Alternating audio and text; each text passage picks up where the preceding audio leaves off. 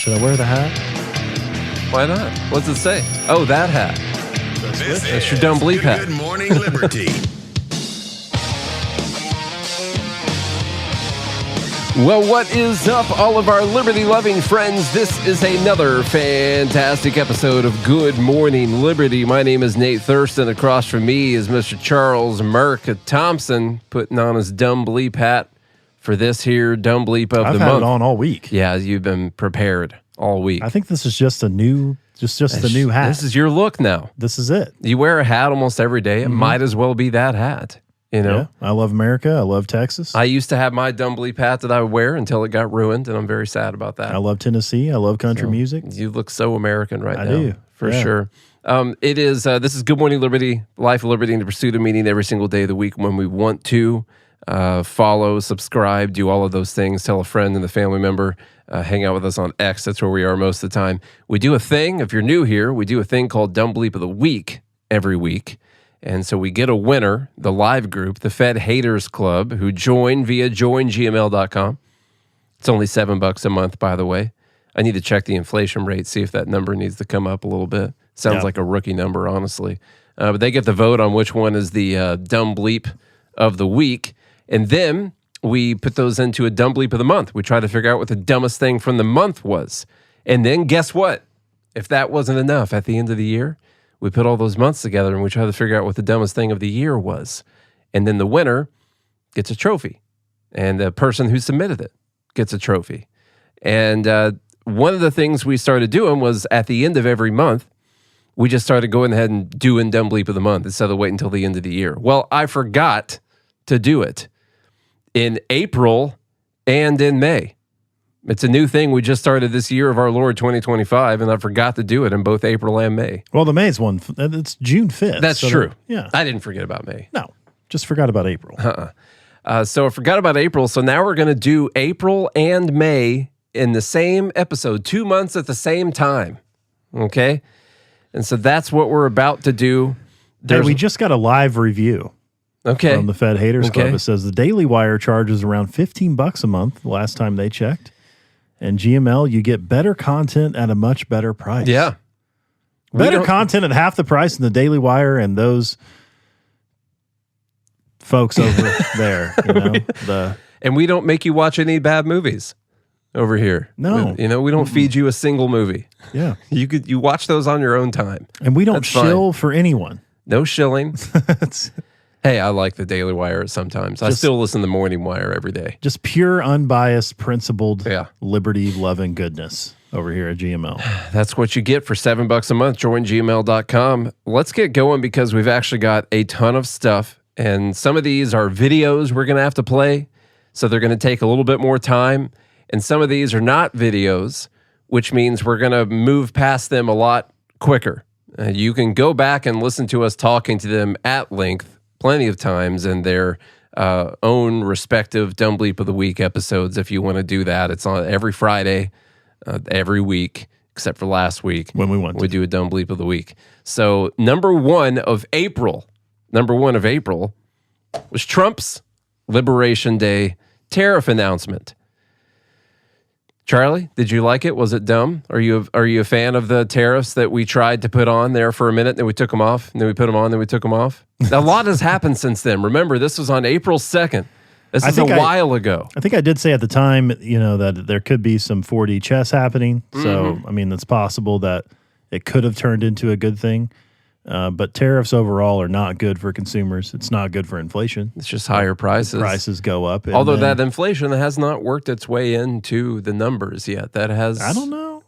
As far as the inflation numbers go, it has not worked its way into the numbers. I do see layoffs are taking place again. I did see the number. I saw that number. 247,000 people filed for unemployment last month, Anyway, we're talking about what happened in April. That's right, yeah. Here's the dumbest part about this was that the chart they posted on the reciprocal tariffs, the math just ain't math. No. It wasn't tariffs. They were able to come up with a number that they thought would match just based on... It was basically the trade imbalance between the countries. And they came up with this really complicated looking formula. I tried to find the screenshot of the formula. This is one of the problems doing something 2 months later.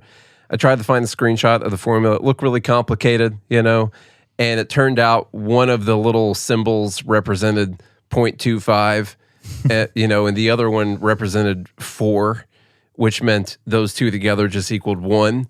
And so then it was 1 times whatever number they put down there, which means they should have just put that number down there because it was always going to be 1 times whatever that number was. And all it equals is trade deficit. And it's just the trade deficit. Which is stupid. You know this is dumb because, like, let's say that we trade some Central or South American countries for coffee. Are we still here? Hold on. I just noticed we got a connection problem. Is anyone else having an issue? Are we back? We're back? Okay. How long did you just miss well, we're still recording right now, and I know it recorded fine. I'm not sure what happened. I'm going to blame that on Discord. I'm sorry to interrupt you, Charlie. I just noticed that everyone said that it was cutting out there for a minute. They missed basically the tariff conversation that we just had. Yeah. So, which is the whole purpose was like the whole thing that we talked about. But you guys remember what we talked about way back when. You've heard us talk about tariffs. The reciprocal tariffs that the White House announced were dumb was because it was basically the trade deficit, which in and of itself is dumb. Because when you look at, let's look at a country like Peru, which is a place we get some coffee from. Yeah. Costa Rica is another one. Dominican Republic. We can't grow coffee really in the United States outside of like Hawaii. And so we will always have a trade deficit when it comes to coffee. And places that grow coffee. One of the really funny things that happened in these negotiations was that they were, as part of the negotiations with Japan, they were trying to force Japan to buy rice from America. And I'm like, they don't need our rice. This is how trade works. They should not buy rice from America, clearly. We should buy it from them. Yeah. They've got a decent rice over there. So anyhow, what the live group missed, which people listening right now, you heard the whole thing, but the percentage of tariff charged to the USA was just a percentage representation of our trade imbalance with that country. They were not, in fact, charging us those crazy tariffs like Vietnam does not have a 90% tariff on the United States. In fact, their tariff rate was like 4% or something like that. And it wasn't for all goods. It was for like some goods. So the numbers were just made up. The points don't matter. And in all fairness, they did put on here, it does say including currency manipulation and trade barriers. Yeah. They just put that there to try and throw people off the trail of the fact that they just gave a percentage representation of the trade imbalance. That's just what the numbers worked out to. That's what it was. So we can go past that. You guys, this is a libertarian podcast. If it's your first time listening, we're not a fan of taxes, and we are fans of free trade. And we think that's been a very good thing for the people of the world. Now, I think it would be good for everyone. Yes, not the people that are not of the world. Oh, okay. The people of the world. Okay. Now, you could make the argument that wouldn't it be nice if we made a lot of stuff here? And I think it would be nice if we made a lot of stuff here, provided that was the most efficient use of our resources. And then you got to ask yourself the question, why don't we make these things here? And I think that's where the government should start. Before you start trying to force these negotiations and force people to buy the American products or force the prices to go up on products from other countries, you should ask yourself, why is it so expensive to do business here? And there were many other ways that you could try and get businesses to move to America. The best plan, I think, is my plan. I think you'll agree with me that it's the best plan that we could have, and that's that you don't charge businesses that manufacture their products in the United States any taxes for 25 years. And you ink that deal, it's as solid as the Constitution. Okay, that's a bad example. It's as solid as a really, really tough contract that it's hard to get out of. It doesn't matter what administration comes in or whatever. This is a contract signed between the U.S. government and these businesses. No taxes for 25 years if you manufacture your goods in the United States. We would have to set limitations on the amount of businesses that could come to the United States. That's what we would have to do in that situation. And that is a great way to make products in America and get rid of unions. Yeah. All right, number 2. That's just an ancillary benefit. We just got to throw in that part. Wow, April. A lot happened in April. April is something. Let me tell you what. April Fools. April gave us the Douglas Murray and Dave Smith debate. You guys, did anyone remember that? It's like almost still getting talked about right now. It is. You know, maybe not quite as much anymore, but it was really this section right here that ended up being the dumbest overall. I would also include the fact that Douglas Murray started this entire debate by coming out and attacking Joe Rogan for the people that he's had on his show, and that's just not a good idea at all. And he needed to have more experts on his show, stuff like that. It was this total appeal to authority in the expert class and elitism that in the post-COVID years is just not going to work anymore. Well, it was an agenda. Yeah, definitely for sure. Here's a section that got people going. 2005. No, there was no deficit of goods coming in. I've been plenty of times. There was no deficit? No, there are no plenty goods were kept out. There are plenty. How many? Have you been to the crossing points? No. When were you last there at all? I've never been. You've never been? Well, am I not allowed to talk about it now? I've never been to. Have you ever been to Nazi Germany? Are you allowed to have feelings about them? You can't time travel, but you can. Right. But you can travel. Okay, but so what? So what's the point? Like, No, okay. I find that Lots of people have been there and agree. What just happened? It just reset. Is there something up with our internet? Uh-oh. I don't know what just happened there. Okay, so you guys remember that.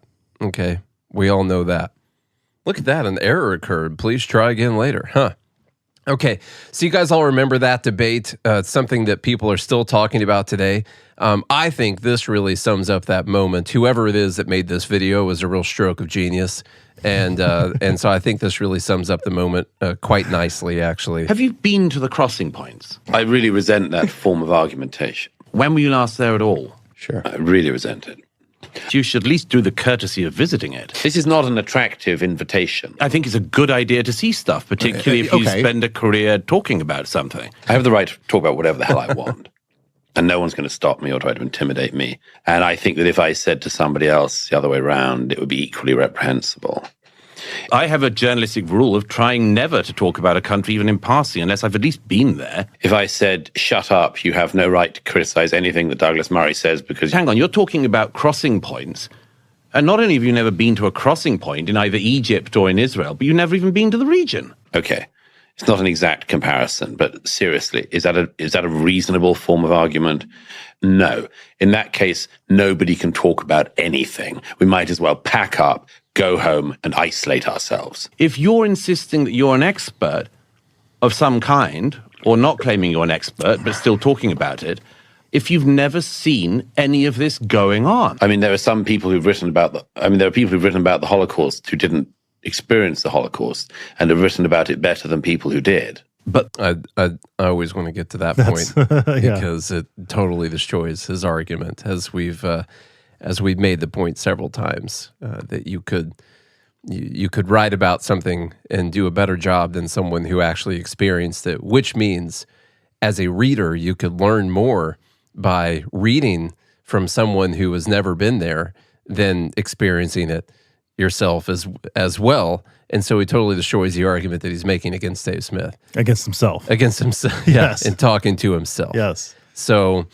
yeah, and this video was close to being mentioned by Joe Rogan. Oh, so close. On the Joe Rogan podcast. So close. Then Nate would have felt like he was enough. I would have felt pretty cool about that. Yeah. It was cool. He did mention the clip. He did. He just didn't mention where it came from. It was cool to hear Joe Rogan mention the video. And he said, like, yeah, because somebody made a video doing this. And I was like, I'm somebody. That's me. I'm the someone. I'm somebody now. Yeah. So... I don't think Elon shared it. Bailey was asking. So that's why it wasn't enough. Anyhow, so that is Dumb Bleep number 2 crap for April. Woo. Number 3. What do we got? Oh, God, it's Bill Burr. This millionaire. This millionaire Bill Burr. David Sirota says, here's the great Bill Burr in his last podcast episode explaining oligarchy and the whole trade policy debate in the more simple, easy to understand way than most professional politicians. Also, he was wrong about basically everything he said in the clip. which made it very easy to understand for people who don't need to understand things. Yeah. So, wow. I'm having a tough time figuring out how to handle all this stuff today because we spent 25 minutes on this video when we talked about it. But here's some of it. I literally do not understand what's going on. First of all, I might be wrong on this. This whole Let me skip this. During the what was that period called? The Industrial Revolution. They had like kids working in factories like fucking 12, 14-hour days, like 4 or 5-year-old kids in dangerous situations, and people weren't making any money. And the one guy who owned the factory was keeping all the money. These robber barons, who all should be in fucking jail. But politicians don't make any money, and they just throw them money, so they are on the legal side of stealing. No one's ever gone to jail for being a robber baron. Anyway. That's weird because Bill Burr makes all the money for his shows and stuff. Yeah. He's not a robber baron, though. No. See, the robber baron the stagehands, that help set up the show, and the guy who runs the sound and stuff like that, they're making pennies compared to the percentage of ticket sales. What's funny is... And those guys are out working probably 12-hour days to set up the show. Mm-hmm. He comes in there, does a couple hours, walks out. No, that's totally fine. It's totally fine because there's air conditioning in the building, so it's not a sweatshop. He treats the term robber baron as if it's like this legal definition of someone who's doing something against the law, almost like a murderer or a thief or something like that. Robber baron is just a term that socialists came up with to talk bad about capitalists. Okay, so like these robber barons never gone to jail. It's because all they did was find really efficient ways to create products that people needed, and they gave a bunch of people jobs. And we're already at the point where he talks about they had kids working in these factories, and as we pointed out the last time, we can look at that today and be like, oh, that's wrong. It's probably dangerous for those kids. But you're talking about a time where kids worked, okay? And you were coming out of a farming society into an industrial society, and kids worked. You had a lot of kids, and they all worked. The ones who didn't die, you had them all working on the farm. Yeah. And now they're working in the factory. Or you didn't eat. That was the thing. It was just the way that human beings lived until like 100 years ago in some societies, and they still live that way in a lot of other societies. Looking at some of these kids today, they should go back to work. It'd be good to do a little bit of work. It'd be good to do a little bit of work. Yeah. Might not throw them in like a dangerous factory or whatever, but in those days, it wasn't that crazy of a thing to do. It wasn't I was mowing lawns when I was 12. You don't think a lawnmower's dangerous? I was sharpening my own blades. Yeah. I went to school with a kid who cut his foot off with a lawnmower. It's dangerous stuff. It is. You went to school with him too. I did. I don't remember It wasn't his name. Old Peggy. I still got my... The working man finally has enough. They start organizing unions. The robber barons hire police, the army, all of these people to come in and kill these people in riots, crack their skulls, do unbelievable sorts of damage to them to try and force them to go back to work for sweatshop wages. I think we can probably move on after we make this point. This is one of the dumbest points because he tells a really, really one-sided, out of context part of the story. Listen, I'm not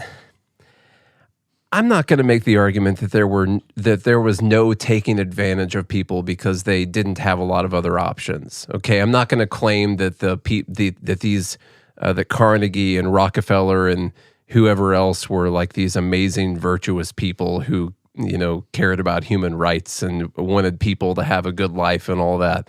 That's not what I'm saying at all. But we should at least tell the story when he talks about these riots and cracking people on the head and killing people and all that. There's something that happened before that.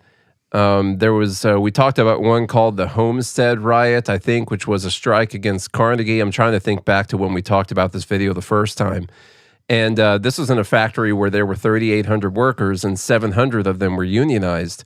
But those 700 unionized workers decided to go on strike. And not only did the 700 go on strike, to prevent other people from working, they formed like a blockade and fortified the factory to keep other people out of it, other people that could have gone to work if they wanted to continue going to work and earning money. And so they fortified it, they armed themselves, and they essentially seized the private property of whoever it was that owned that factory. In this case, I believe it was Andrew Carnegie. And eventually, Carnegie decided to have people go and take back his own damn property. And the people were armed, and there was a battle that ensued because there were armed people that had taken control over his property and were not letting other workers go in there to work that wanted to work. So when you start the story at, oh, these people didn't want to work in terrible conditions, so he hired the military to go and beat them to death into submission so they go back to work in sweatshops, that's really not telling the story now, is it? Right. It's not at all. There were other stories like with railways and stuff where they blocked all the rail lines, wouldn't let any trains operate, stuff like that. And eventually they took back their property by force from the people who were controlling their property by force. And the socialists or the pro-union people, same, like to only tell the story about how these people were just protesting for better wages or whatever, and they just came in and killed them for doing so. And it's not the case. They could have just quit. They could have just left. They were not enslaved to work in these places. They could have gone somewhere else if there were other opportunities. Could have gone back to the farm. The other non-unionized workers could have just gone and worked at that factory. But that's not what they were trying to allow happen at all. So I'm just saying people ought to tell the whole story, you know? Wow, we're a minute and 50 seconds into this video. I think it's safe to say it's not going to happen, folks. You have to go back. You have to go back. You got to go back to that episode. We did about a half hour on this entire topic. Which was back in April sometime. And a large portion of the episode was us destroying this video. And he makes plenty of other really bad points as well. You're just destroying Bill Burr's fat, bald head. Yeah. He got so annoying. I had hope there for a minute when he started, going against like woke stuff or WNBA stuff, making those kind of jokes, jokes that would make people on the left upset. Abortion jokes, stuff like that. And then he turned out to be this big economic socialist, basically. And it's super annoying when it's always super annoying when a multi-millionaire who makes like $1 million in a night telling jokes is a crazy socialist. Yeah. It's so annoying when that happens. To me, that's woke feminism.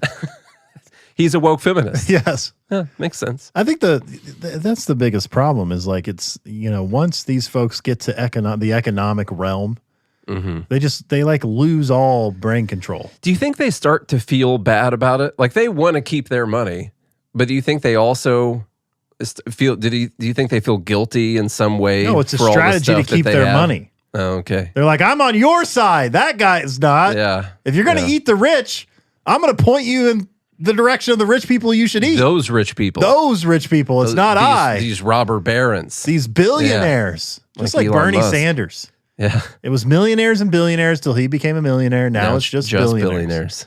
Yeah. And if he ever reaches $1 billion, then he'll be like, it's the trillionaires.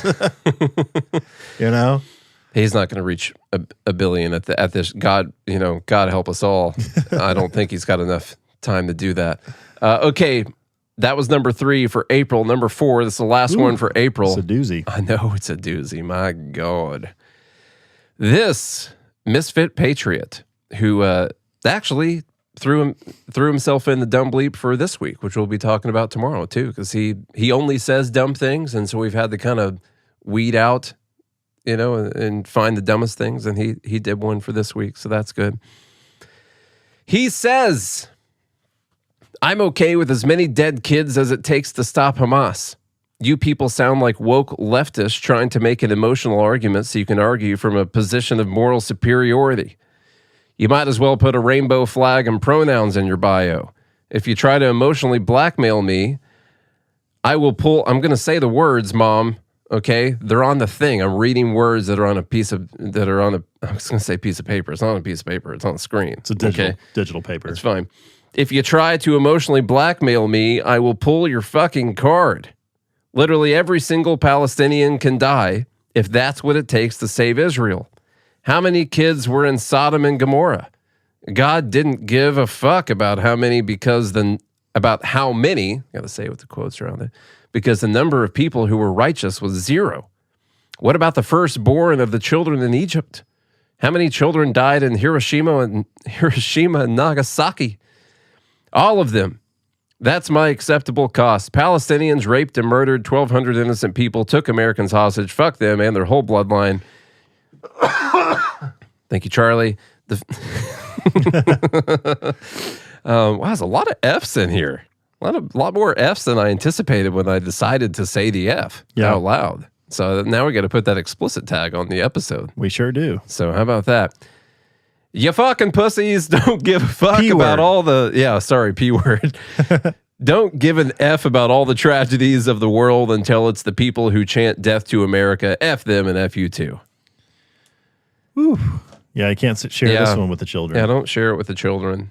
Parker, close your ears. Yeah, so your kid's right over there. So, this is gross. This is genocidal. This is disgusting. This is immoral. You are talking about, I mean, when you're talking about kids, they're completely innocent in the situation. Can you have a little bit of hurt feelings, just a little bit? Any empathy whatsoever? For the kids at all, for them getting killed? They're just innocent kids, blank slates, They've done nothing. They could do anything in the world. Absolutely, they did nothing wrong. Their only crime is who their parents are, or doesn't even have to be who their parents are, just the general, the land that they live on. And that's the crime that they committed. Can't you at least have a little bit of empathy or sympathy or whichever word is correct in this circumstance for the kids? No, sounds psychopathic to me. If you ask me, this came out around the same time that Jordan Peterson went out there calling people psychopathic. And so that's not good. Let's see, what else do we have here? Oh, the other really dumb part of this was that he decided to use the story of Sodom and Gomorrah as justification for Israel killing all the people that are in Gaza. And that was really gross to me because, Charlie, if you know anything about, say, a story like Sodom and Gomorrah, who is it? You just have to... A lot of libertarians listen to the show. They might not be believers or whatever, but he's the one using this story, which means it means something to him. So we're going to talk from this story. Who decided to kill all those people? God. God did. So are we allowed? Are we allowed to play God? Not man. Yeah. Not men. Not men and women. Not the leader of a state decided to do that. And so, in fact, God even says that the judgment and wrath is reserved for him, not for you. So that your job is to forgive, actually, as a human. That's the extra psychopathic, disgusting part of this as someone who I'm pretty sure would claim to be a Christian, not only talking this way about killing children, but also using something that God did as justification for something that a man should do in killing people and deciding to do that. I don't think that's good. Yeah. I don't like it. It's gross. So repugnant. We only had 4 for April. So that's the good news there. Whenever you guys that are hanging out with us want to go vote for any of those, you can go do that. It's already in the Dumb Bleep of the Year voting channel because these will all be taken and used for Dumb Bleep of the Year. Yeah, real dumb. So number 1 we had, remember, we still got May, if you're listening right now. Okay, next it's going to be May. Number 1 was the Liberation Day tariffs. Number 2 was Douglas Murray versus Dave Smith. Number 3 was that Bill Burr video. Number 4 was the Misfit Patriot thing. That's a tough choice. It is really tough. Remember this one gets entered into the Dumb Bleep of the Year.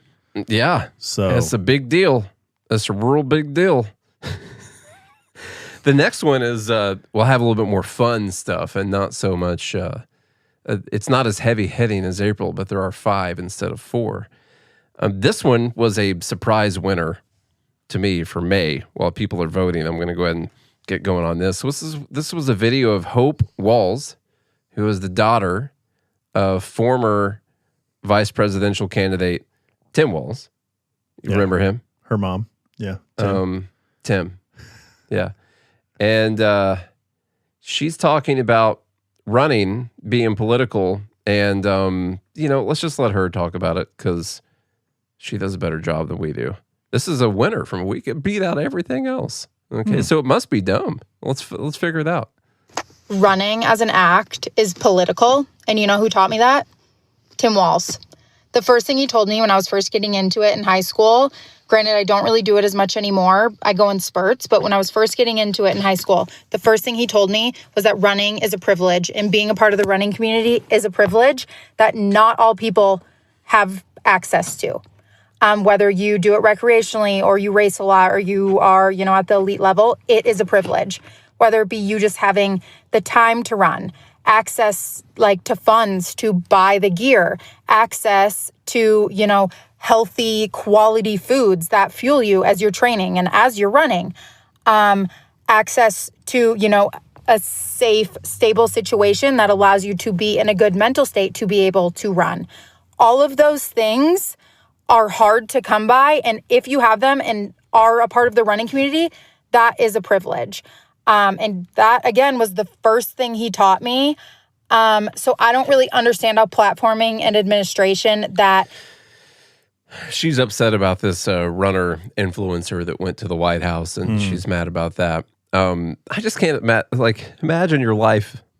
It's just so cush that you got the time to think about this little bubble that you live in, which is like a life where everything's, you got a hell of a lot of advantages, every advantage in the world. It's more advantages than I had, and she's now in this little running bubble where the best political outreach she can do is talking about how running is a privilege. And just imagine all the people that she's talking to that her dad was trying to be vice president of, and I would imagine they're like, WTF is this bee talking about right now? I'm trying to buy food, and you're over here talking about running, I don't care about this. That's the point. People are just trying to buy food, Nate. And you're out there platforming runners. Yeah. That's a privilege. Dad sounds like an idiot. You know what I learned? I bet he had to be, if he's smart, he had to be mad when she released this. You're telling everyone that I taught you that running was a privilege, really? I watched this documentary that came out in the 90s, and from what I understand, if you want to run, you just got to stop. You just start. Yeah. And then you could run coast to coast. And people will follow you and create. Well, you can start, you can go to the end of your town. Yes. And you get there, you might as well just keep on going. Through the state. You get to the end of the county, know. And when you get just there, run clear across state Alabama if you want to do that, Mm-hmm. So that's a good documentary. A great documentary. For sure. This was a winner of the first week in May. Running is a privilege. And I bet your dad would agree. Also, the way she says, when I first got in this community, the first thing my dad taught me was that running is a privilege. It's I honestly, I feel bad for her. Mm-hmm. I feel bad that your dad is gay. I do.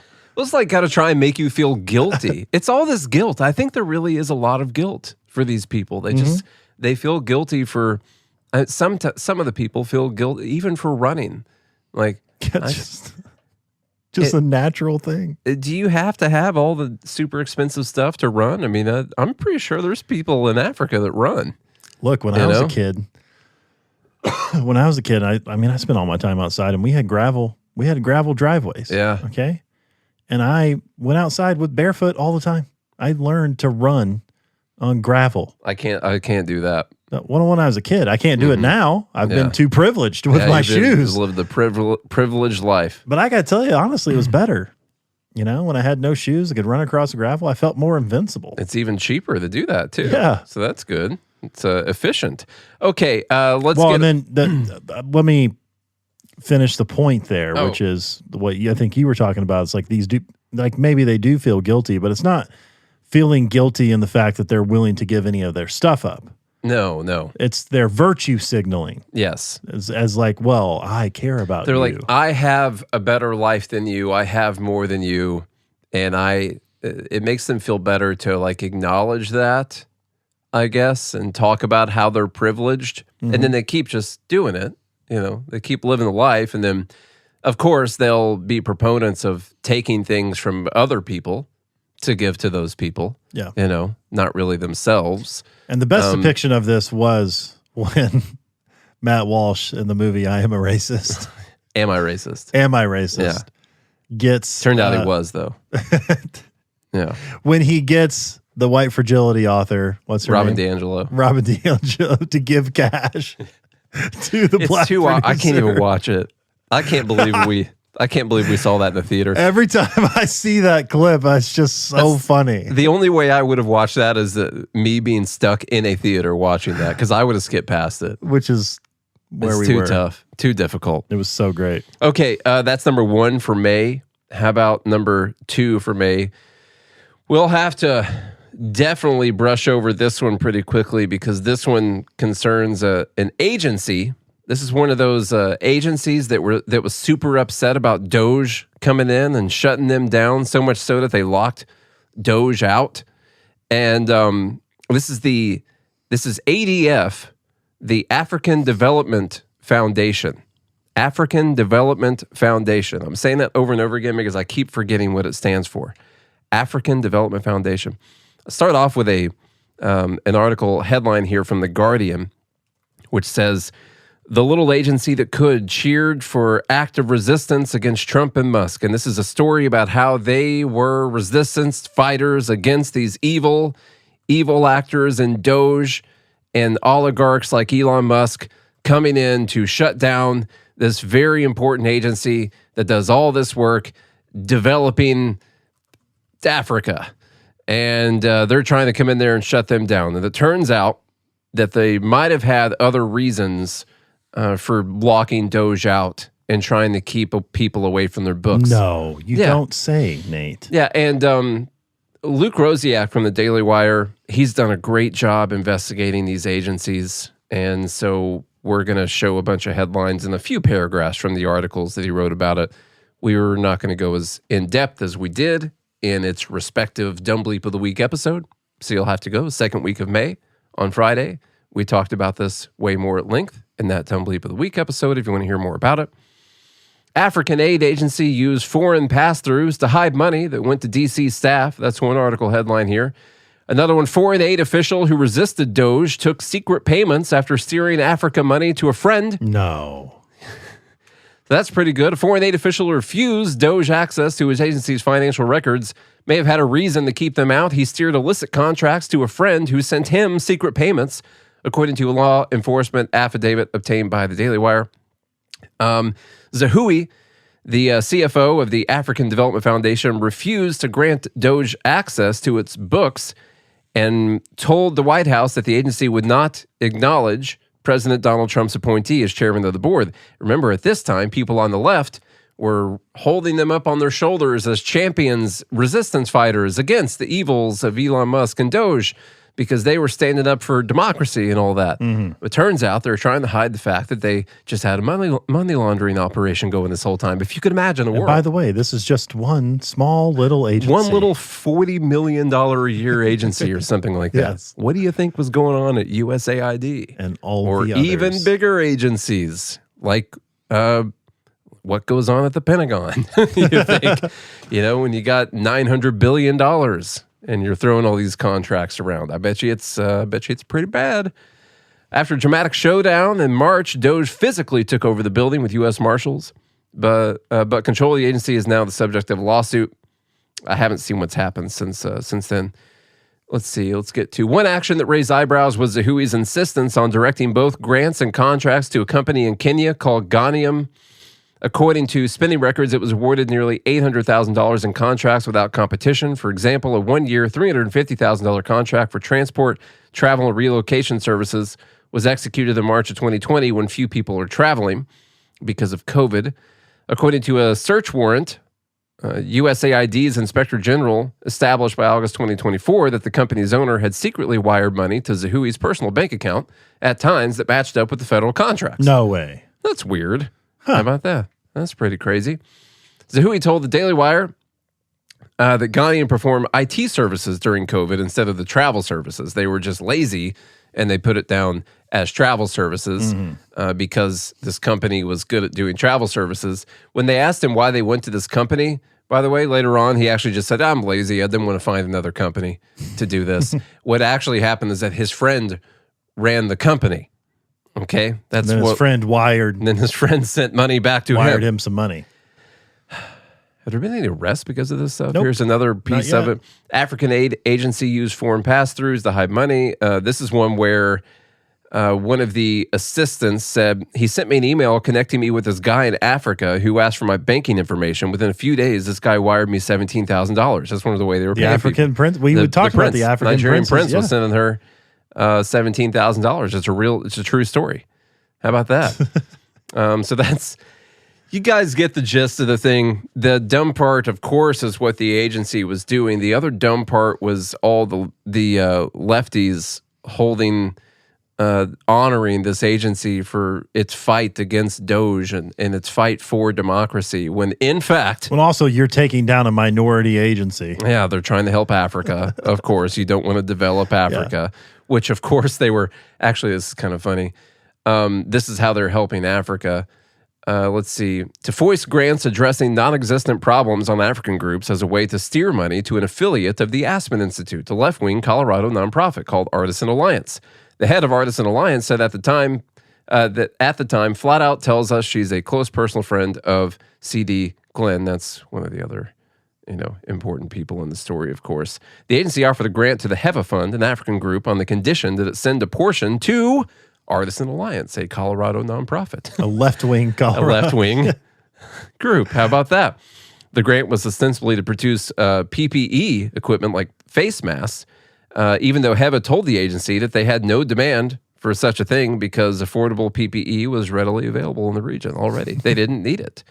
And so they did. But the whole point was the kickback to the... Heva actually canceled it because they were so uncomfortable with the proposition that they take money for something that they didn't need and send some of the money back to a left-wing think tank in Colorado. I don't know. That sounds normal to me. Yeah. For sure.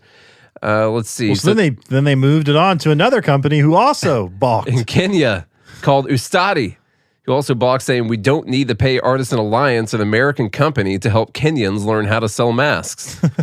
So yes, this basic kind of thing. Look at these companies in Africa having more integrity than agency workers of the United States federal government. Their integrity, no, I don't know these people. I don't know who they are. They're probably just really good people. But there's also a chance that they were mad that they didn't get to keep all the money and that they had to send some of it back. They had to send some of the rake back to the left-wing groups in the U.S., and they didn't like them raking money off of their money that they were supposed to be getting for worthless things. So anyhow, that was that story. Okay, that's number 1 and 2 of May. We're doing okay. We're doing okay right now. Number 3, I think, is one that we could brush by a lot faster, and this is the week in May where this bombshell report and book were coming out.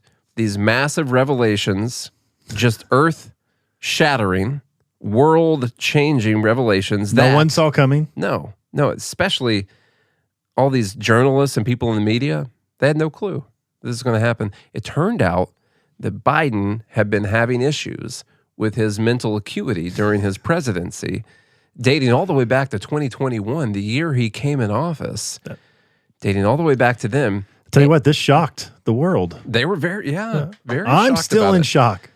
I don't know what to think about these revelations. We can't talk about it, though, because he's got cancer, and that's sad. So it's very sad. That he likely had. Probably had the cancer, too. The entire presidency as well. He's got stage 4. Would this be elder abuse? Prostate cancer. I do believe that it could qualify as such. I don't know. Let's play this out. Say you got an elderly person with cancer and dementia. With cancer and dementia. It's your significant other, okay? And you know that they've got dementia and then eventually cancer and physical problems.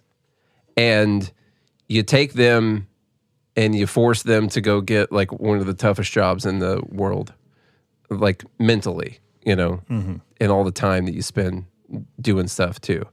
And then probably at night, I bet they're like, I'm tired.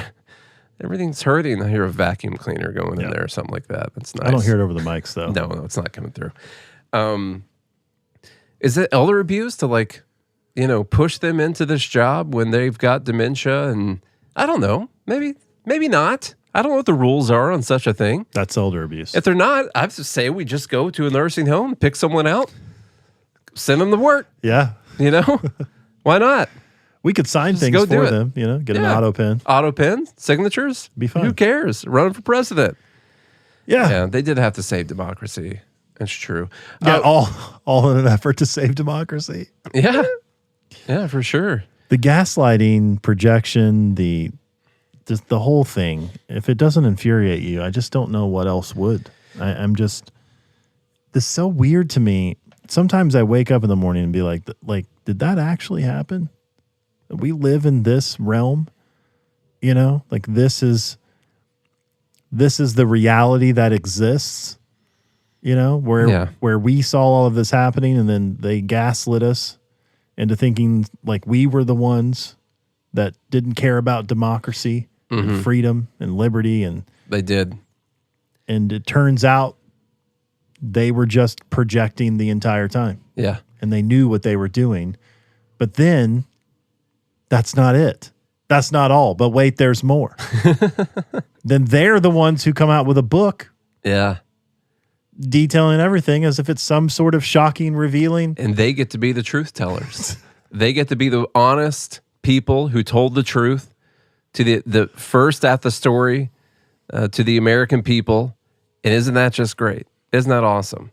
We did have it brought up this moment between This Jake gives Tapper. me heart palpitations. Yeah. That's pretty crazy, right?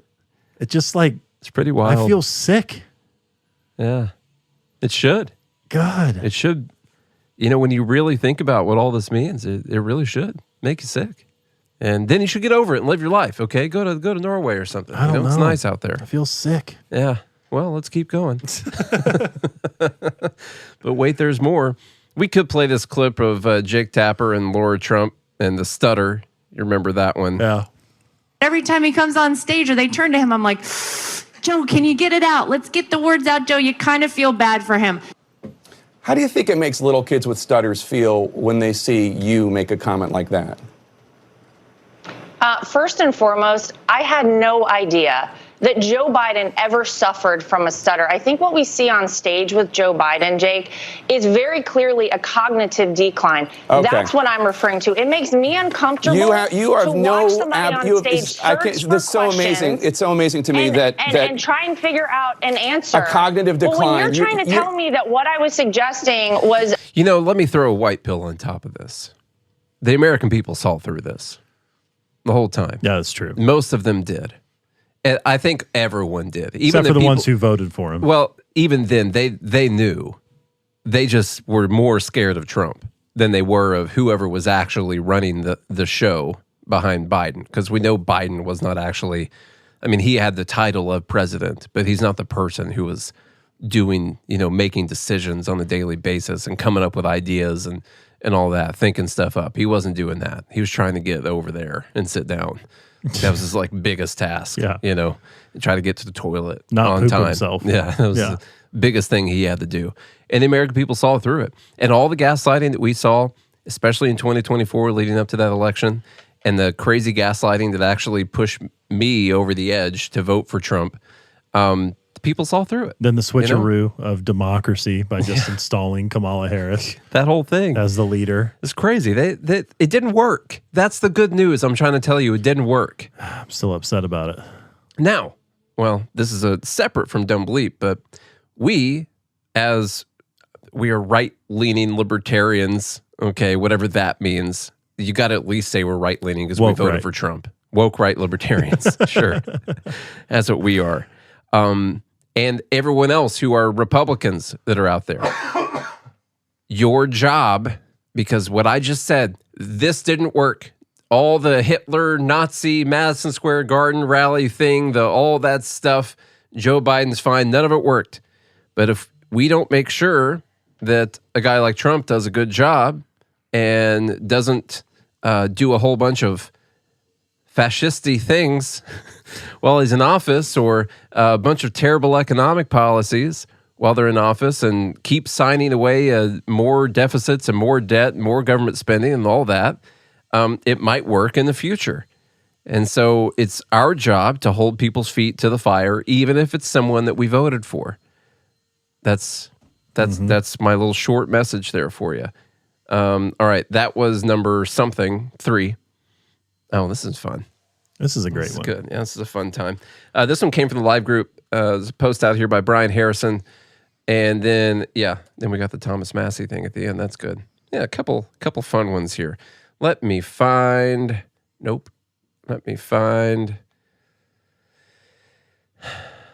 is the first video here.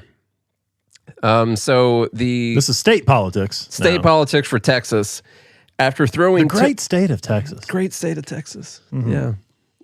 After throwing temper tantrums because I enforced the constitutional quorum requirement, you won't believe this update from the floor. GOP priorities are dying because we wasted the first half of the session, and property taxes are increasing. Texans, you've been betrayed. So he's going to tell you a little bit more of the story here. They came in the session with like 250 bills that they had to try and get passed, and one of them was like lowering taxes, or at least preventing them from going up. I had property taxes. Which Texas has high property taxes, very high property taxes. Are they the highest in the country, or close to it? They're pretty high. Some of the people here in Texas could let us know. I'm pretty sure it's close to the top. That's a lot of rent you're paying to the government. Yeah, for sure. We'll let him tell the story. They had a way of stalling the vote, and it was creative. I'll give them that. Yeah, it was creative. Hey, howdy, Texans. You're not going to believe what I'm about to show you. So the Texas House of Representatives spent the first 3 months not working, not passing Republican priorities. We still haven't dealt with property taxes. We spent 3 months not working. It's a Saturday. We have 240 bills they're going to pretend to work on today.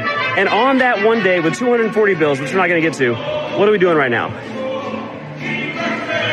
That's right. Mariachi. This is your Texas House. Not cutting property taxes, not dealing with Republican priority bills. Check this out.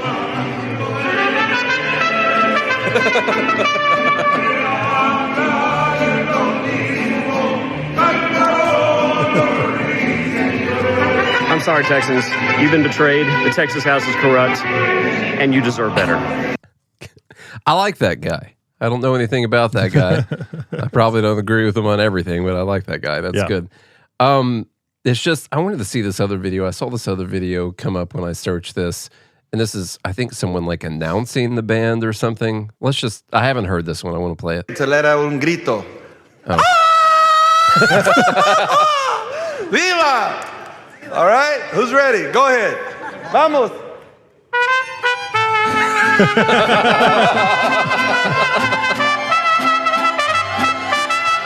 Just gets me in the mood to work on Texas legislation. Guys, we're laughing because it's so ridiculous.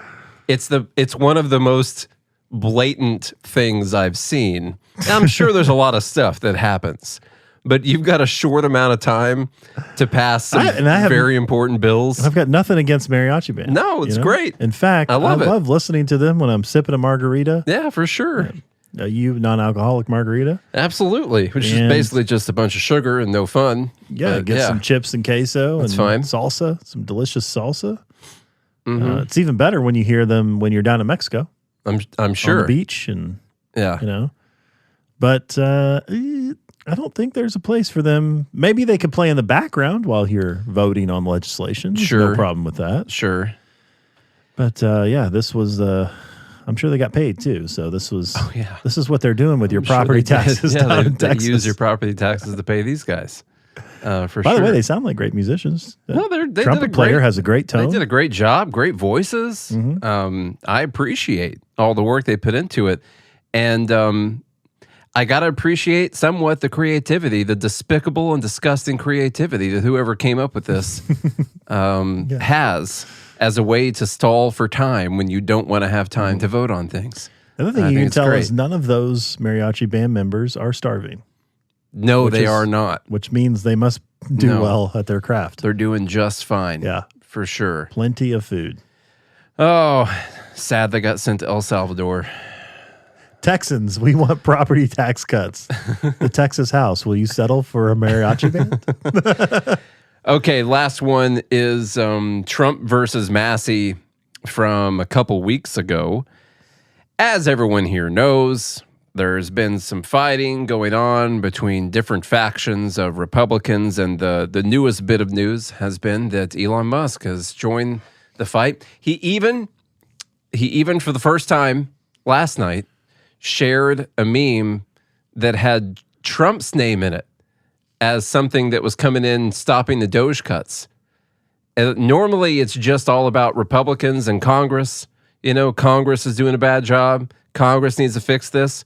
He actually shared one that called out Trump, and I guess we've officially seen this relationship, this love affair, maybe come to an end here. I don't know. You know, I hope they can still be friends and all. But anyhow, that's not what this one is about. This one is a couple weeks ago when Trump was out there talking about Thomas Massie, because of course Thomas Massie has been out here talking about how terrible the big, beautiful bill is. And Trump had these comments to say right here. Say it. What do you think until the fiscal hawks who want to delay? I'm a fiscal hawk. They don't think this cut's not I'm a bigger fiscal hawk. There's nobody like me as a fiscal hawk. Thomas Massie said that it has more deficit than Biden did, and this bill kind of... Because we have to fix the country. Do you think that Thomas Massie is correct in saying that this is adding Biden level? No, I don't think Thomas Massie understands government. I think he's a grandstander, frankly. He'll probably vote. We don't even talk to him much. I think he should be voted out of office. And I just don't think he understands government. If you ask him a couple of questions, he never gives you an answer. He just says, I'm a no. He thinks he's going to get publicity.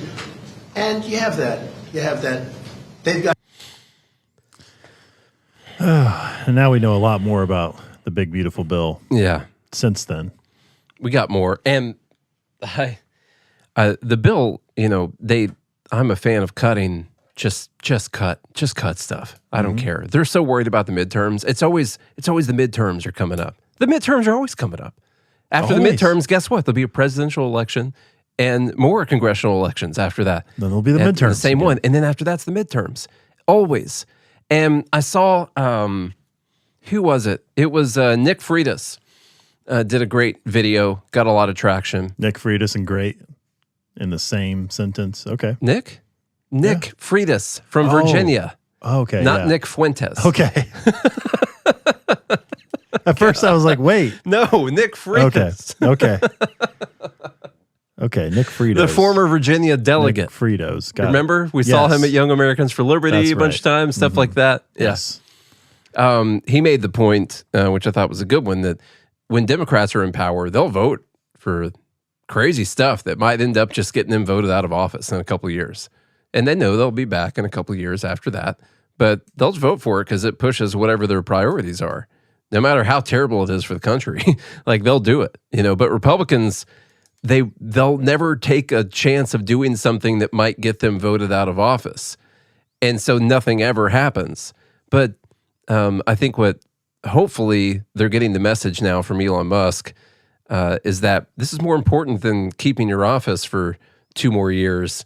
After that, we're talking about the financial destruction of America. Because, like, what if your office doesn't exist? Yeah. What if it gets burned down and the riots after people can't buy food anymore and there's no power and stuff like that? Like, yeah, you're not going to win re-election then either. So why don't we do what actually needs to be done, even if it gets you voted out of office? Just do it. And then, of course, at that time, I have to mention, why would they get voted out of office for doing the best thing for the country? That's because the people suck. And they don't know what's good for them. Yeah. All right. And if you take away... Still got to work on that. If you take away personal benefits, then they get upset about those things. They get upset about it. Yeah. So, yeah, it's kind of a catch-22 for them. They're going to be upset anyway. Oh, yeah. Do the right thing. More people will respect you if you do the right thing. Mm-hmm. Have some integrity. Have some principles. I think Trump actually tells the truth here that when he says, well, Massie doesn't understand politics or government. In a way, that's kind of true because what they try to do is they try to just add enough pork for everybody that they can get the votes. Yeah. You got to get the votes. But instead, why don't you hold people's feet to the fire and see who votes what? Put them on the record. Do it. Yeah, they want to craft this bill that they think they can get the most votes. Why don't we, kind of what you're saying, do the bill that actually needs to be done? And if it gets voted down, sure, great. Get people's names on the record who did not want to vote for these cuts so people can then make those decisions. But they're too afraid because they'll get a bad news cycle for a day or two if they put up a bill and Republicans don't vote for it. No, they're too afraid to put their name on the record. Yeah. Because they don't want their constituents to vote them out of office. It's the actual thing. Yes. But this ridiculous thing, in this statement here, Trump says, I'm a fiscal hawk. No one's a bigger fiscal hawk than me. Dude, you spent the most money ever until Biden. Okay. And now you're on track to spend more money. I mean, he had added, I think, $7 trillion to the deficit before COVID. Or to the debt before COVID. Mm-hmm. I'm pretty sure that's the case. Well, he was going to get a lot. Remember, he was going to get it under control in his second term. They were working on it for the second terms when they were going to do that. And they just, the election was stolen and China released that bioweapon. And so, the rest is history after that. Well, and here's one of the problems because Trump looks at this like a business, which isn't totally wrong. But one of the problems is that it's very skewed, I think, in the United States, because the way Trump is looking at the balance sheet is like, oh, well, we have $37 trillion in debt, but we have about 200 to 300 million or trillion in assets. Mm-hmm. So that's dwarfs. Like, imagine if someone wanted to come in and buy the United States. Right. It would cost them $200-300 trillion to do that. It dwarfs the debt that we're in, and we're still, yeah, we're $37 trillion in debt, but we're taking in $5 trillion a year. I mean, when you're looking at a business deal, it's not that bad. He's like, the Taj Mahal was way worse than that, percentage-wise. Like, if you're calculating the stock value, yeah. If your business is losing money every year, but they have $200 trillion in assets, well, who cares? Yeah, exactly. You could just keep running that up the whole time. And then all you got to do is focus on growth. Yeah. I mean, Amazon did that for 17 years, and now look at them.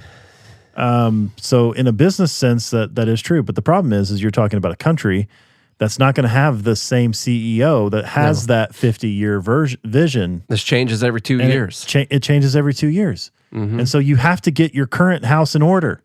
Got to do it now. Clean your room. Yeah. Sweep the florists of Congress. Clean your florists, man. All right. All right, get your votes in for May. That's April. I got to go. And May. Let's see here. You got to go. This is tough. Come on. Let's get let's get these votes in. So for May, we had number 1 was Hope Walson. She was running and felt bad about it. Number 2 is the African Development Foundation. I remember that time. Number 3, the massive Biden revelations. Number 4, the Texas House. Number 5, Trump versus Massie. We can go ahead and call it for both. The winner for April is the Douglas Murray Dave Smith debate. Mainly Douglas Murray wins Dumb Bleep of April. And for May, it's going to be Trump versus Massie round 3 at that time. I don't know which round we were in at that time. Man, I can't. This is so crazy to me that you look at like the Biden revelations and the fact that the government is laundering money back to themselves. Mm-hmm. No, not as dumb as Trump versus Massie. It's not, because of all the dumb things it said and the implications of him winning the primary Thomas Massie out of office. That is true. But the white pill for that is that Elon Musk is back. Yeah. And I don't think he's going to let Thomas Massie get outspent. What if Elon Musk decided to pump $200 million into the Libertarian Party? I don't know. That'd probably be bad. You think so? Yeah. You don't think he could actually help get some like legit libertarians elected? No, I mean, I guess it would be and good. change the landscape. What if Elon Musk is like, wow, we need more than 2 parties? Yeah. Clearly, no, it's true. Something needs to change. And so he decides, like, okay, well, what's the most viable option? I'm not saying the Libertarian Party is, but they're the 3rd biggest party. Yeah, yeah. And they're principled. mostly. You know, what if that's the solution? You look across Europe, they have 5, 6, 7, 8 different parties that are up for election. Canada, same thing. No, I mean, I would because what if his support that? What if his overall sentiment now, after being in Washington, is being like, oh God, they're the same. Oh my God, it might be. Yeah, the GOP and the Democrat, they're all the same. I hope that's this his is sentiment. just one giant swamp. It's crazy to watch what's happening right now. Like, he's not a politician. He's a guy who actually cares about this stuff. And he ran up against the people who acted like they cared about this stuff so they could use him for his money and all of his notoriety during the election. And then he found out that they were not serious about taking care of these things. And now he's pissed. And I completely agree with the fact that he's mad right now. And I think they effed around. They're about to find out. So, all right, we got those winners, Chuck. All right. Well, if y'all enjoyed the recap of April and May's Dumb Bleep of the Week, then share the show with your friend, a family member, not the children, though. Nate said way too many F words in this episode, which means we're going to have to put the explicit tag. But, this is America, free speech. You can say whatever the F you want to. You can. Yeah. F it. It's just not around the children. Not good for their ears, apparently. So anyway, share it around. Leave us a rating and review on Apple Podcasts and Spotify. Go to godhatesfeds.com to pick up some merchandise, or join gml.com. Be part of the Fed Haters Club if you enjoy this kind of thing, which you should, because it's magical. And if you do all of that, if you're still here and you see value, then you can visit the links in the show notes to support the sponsors that support this show. Lots of great sponsors. For sure. Some new ones coming up. Nate's going to tell you about in a couple weeks. I've been testing their products every night. It's nice. Yeah. Yeah. So do those things or don't. I don't really care, but Nate does. And if you do, we'll be back again tomorrow. Hope you have a good day and a good morning, Liberty. Nice outro by the dogs there. Yeah, that was really good.